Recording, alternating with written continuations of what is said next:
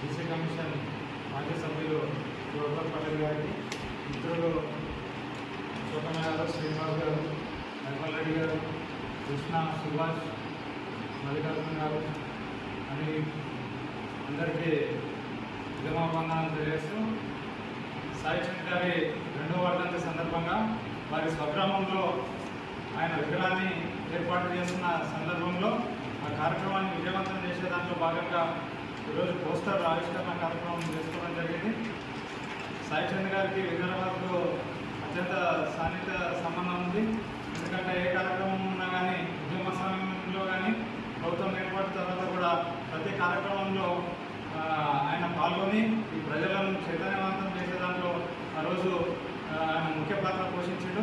అదేవిధంగా మాతో కూడా మంచి సంబంధాలు ఉంటాయి కాబట్టి ఆయన లేని లోటు పార్టీకి స్పష్టంగా మనకు కనబడుతూ ఉంది.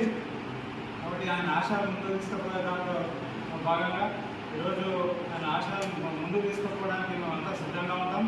ఆ కార్యక్రమాన్ని విజయవంతం చేసే దాంట్లో కూడా వికారాబాద్ నుంచి పెద్ద ఎత్తున గ్రామానికి పోయి ఆ కార్యక్రమాన్ని విజయవంతం చేస్తామని ఈ సందర్భంగా తెలియజేస్తాం. థ్యాంక్ యూ మిత్రమా.